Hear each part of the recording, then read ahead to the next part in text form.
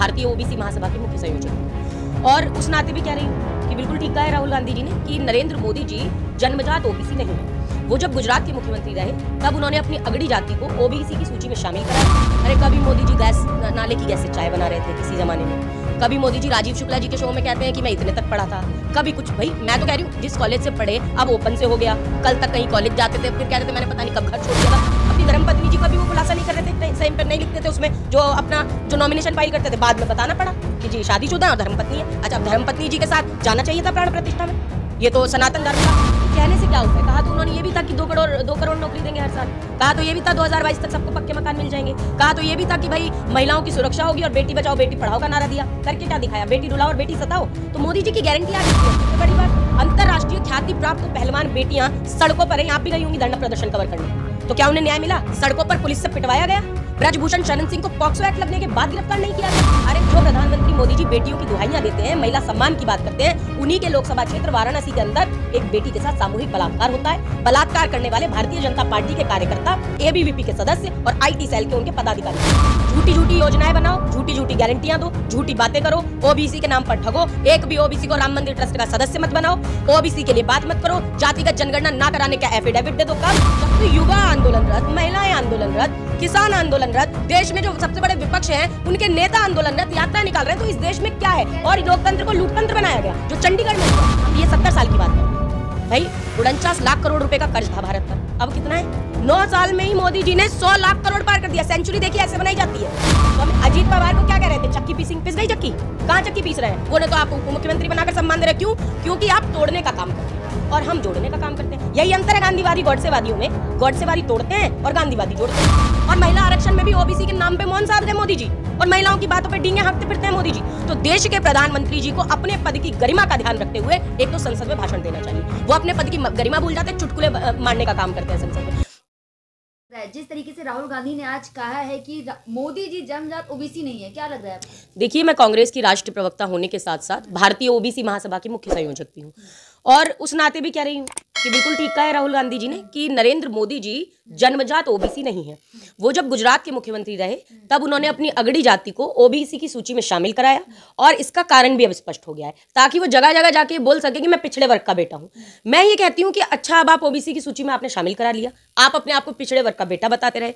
बीच में थोड़ा सा पलटी भी मार दी थी मोदी जी ने और कहने लग गए थे कि नहीं जाति नहीं होती ओबीसी, बस 2 ही जात हैं। फिर कहने लगे गरीब, किसान, महिला और युवा जात है। अब खुद से फिर वो ओबीसी पर वापस आ रहे हैं। कारण क्योंकि आदरणीय राहुल गांधी जी जो भारत जोड़ो न्याय यात्रा हमने निकाली, उसमें एक प्रमुख जो मुद्दा है, हमने जातिगत जनगणना को भी रखा है, जिसको हम हिस्सेदारी का न्याय कह रहे हैं, भागीदारी का न्याय कह रहे हैं। तो मैं ये कहूंगी कि जो मोदी जी हैं, अगर वो जन्मजात ओबीसी होते तो अब तक जातिगत जनगणना करा देते। मोदी जी तो पार्लियामेंट में कहते हैं ना कि मैं ओबीसी हूँ। नहीं, कहने से क्या होता है? कहा तो उन्होंने ये भी था कि 2 करोड़ नौकरी देंगे हर साल, कहा तो ये भी था 2022 तक सबको पक्के मकान मिल जाएंगे, कहा तो ये भी था कि भाई महिलाओं की सुरक्षा होगी और बेटी बचाओ बेटी पढ़ाओ का नारा दिया। करके क्या दिखाया? बेटी रुलाओ और बेटी सताओ।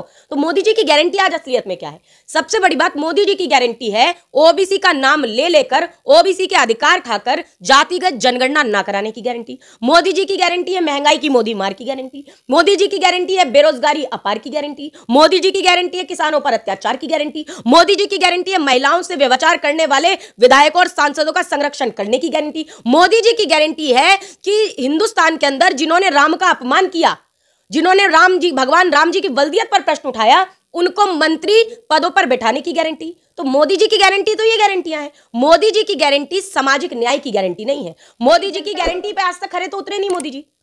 लेकिन जनता को भरोसा है ना मोदी की गारंटी पर? मुझे तो नहीं लगता भरोसा है। आप मुझे बताइए, भरोसा तब होता है जब गारंटी पूरी होती है। एक गारंटी जो मैंने गिनाई उसमें से बता दीजिए कौन सी पूरी हुई? क्या प्रतिवर्ष 2 करोड़ नौकरियां मिली? सबसे ज्यादा जो सुरक्षित महिलाएं वो भाजपा सरकार में है। देखिए, अगर भाजपा सरकार में सबसे ज्यादा सुरक्षित महिलाएं हैं तो फिर बिल्किस बानो का केस कैसे सामने आया?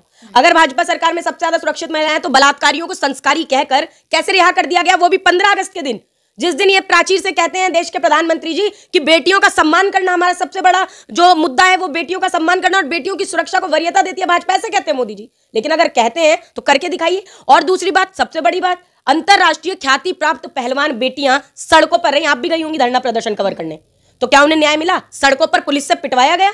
ब्रजभूषण शरण सिंह को पॉक्सो एक्ट लगने के बाद गिरफ्तार नहीं किया गया। अरे भाई, नॉर्मल कानून है, अगर किसी पर पॉक्सो एक्ट लगता है तो सबसे पहले गिरफ्तारी होती है, जांच प्रक्रिया बाद में होती है।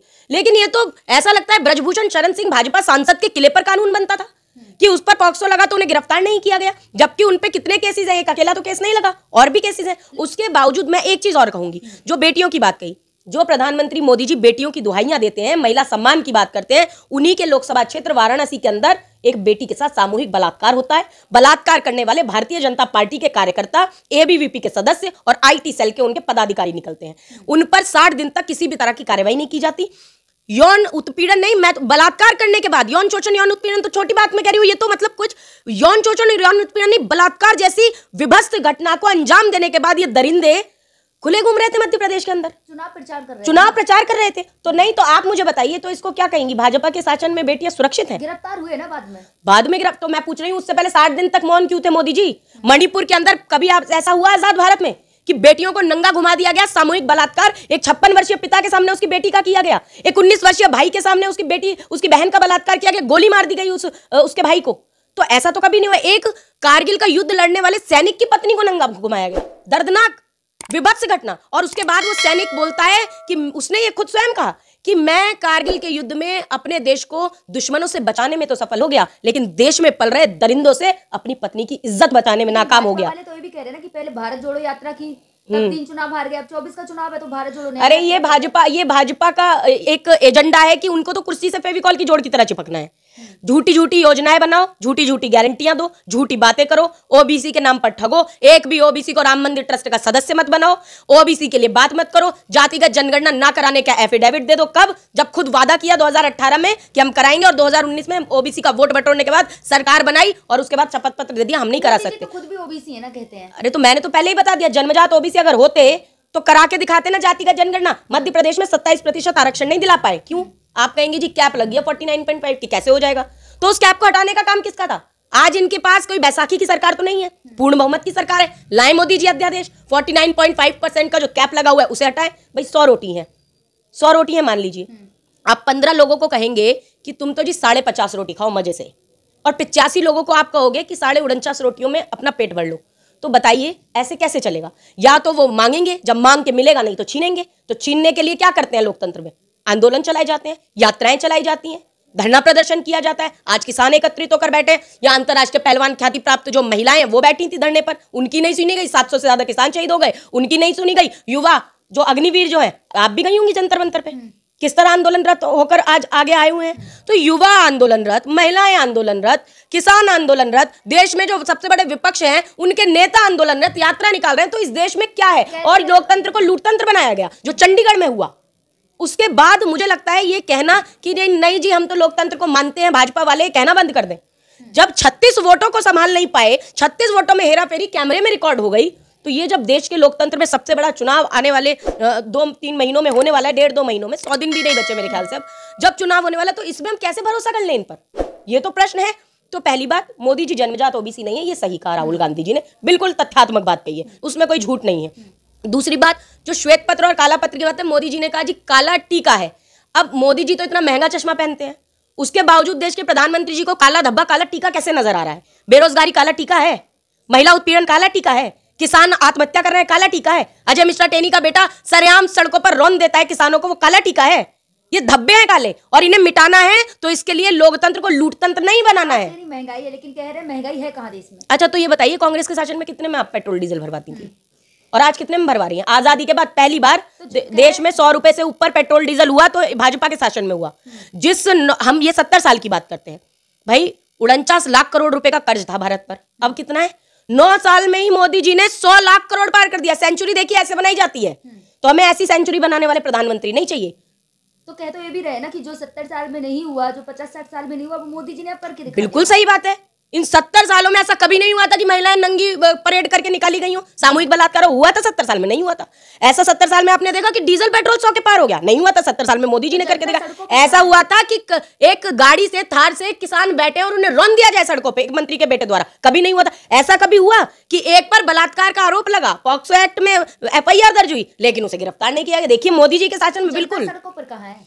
देखिए जनता भी सड़कों पर उतरती है, किसान जो उतरे क्या वो जनता में सम्मिलित नहीं मानते किसानों को? आप किसान क्या नेतागिरी करने के लिए आए थे?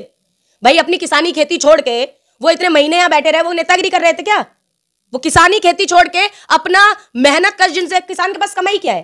फसल लगाता है, काटता है, और फिर भी किसान तो कंगाल है। लेकिन इसी बात का तो मलाल है, मैं तो 13 अगस्त 1999 को मैं 5 साल की थी और तब मैंने किसानों के समर्थन में गिरफ्तारी दी थी संसद भवन पर। अटल बिहारी वाजपेयी जी की सरकार थी।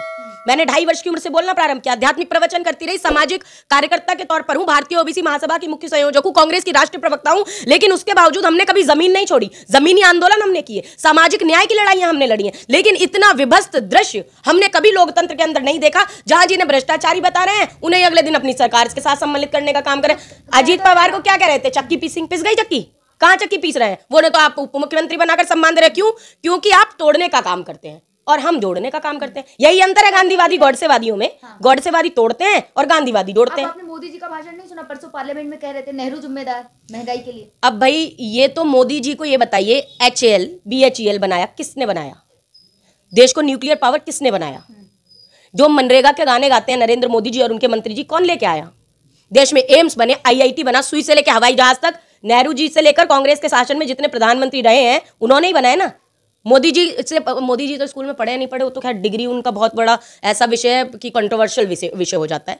अब भाजपा के तो किसी नेता को, लेकिन मैं तो कहूंगी जो संसद इतने सांसद बैठे हुए हैं, ये बताइए ना, वो जिस स्कूल में पढ़े वो स्कूल किसने बनाए?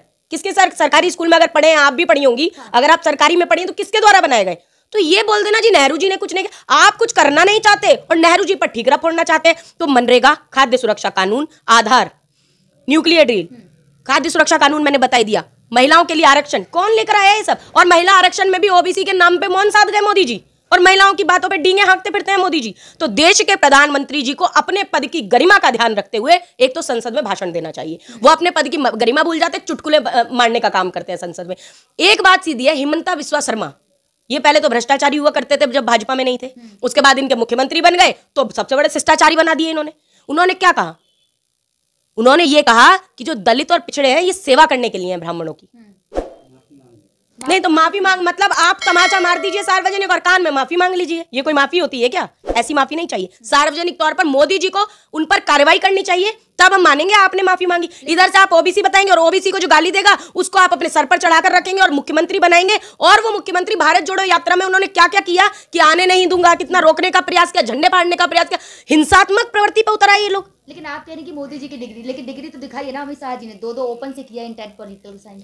अरे कभी मोदी जी गैस नाले की गैस से चाय बना रहे थे किसी जमाने में, कभी मोदी जी राजीव शुक्ला जी के शो में कहते हैं कि मैं इतने तक पढ़ा था, कभी कुछ। भाई मैं तो कह रही हूँ जिस कॉलेज से पढ़े अब ओपन से हो गया, कल तक कहीं कॉलेज जाते थे फिर कहते थे मैंने पता नहीं कब घर छोड़ दिया था। तो अब भाई मैं तो भाई गुजरात यूनिवर्सिटी से या किसी यूनिवर्सिटी से, हम तो कह रहे हैं उसको सामने पेश क्यों नहीं किया अभी तक? अमित शाह जी ने दिखा दी ना। अब अमित शाह जी मोदी जी की डिग्री दिखा रहे हैं, क्यों? मोदी जी नहीं दिखा पाए अब तक डिग्री। राजीव शुक्ला जी के शो में आके क्यों नहीं दिखाई थी डिग्री? उस समय क्या कहा था? आप बने हैं ना प्रधानमंत्री, जब राजीव शुक्ला जी के शो में आया था तो प्रधानमंत्री थे क्या? तो तब बताइए, तब पूछा तो झूठ बोल गए, तब उनका इंटरव्यू देखिएगा, तब कुछ कहा फिर और कुछ कहा। अच्छा पहले तो अपनी ये तो खैर एक व्यक्तिगत विषय, फिर भी मैं कहूंगी अपनी धर्मपत्नी जी को अभी वो खुलासा नहीं कर रहे थे, टाइम पर नहीं लिखते थे उसमें जो अपना जो नॉमिनेशन फाइल करते थे, बाद में बताना पड़ा कि जी शादीशुदा है और धर्मपत्नी है। अच्छा अब धर्मपत्नी जी के साथ जाना चाहिए था प्राण प्रतिष्ठा में, ये तो सनातन धर्म का जजमान नहीं थे मोदी जी। अरे जजमान नहीं थे तो वो पत्नी तो है, जजमान नहीं था। अब किसी की शादी में कोई जाता है तो अपनी धर्मपत्नी को लेके जाते हैं कि नहीं जाते?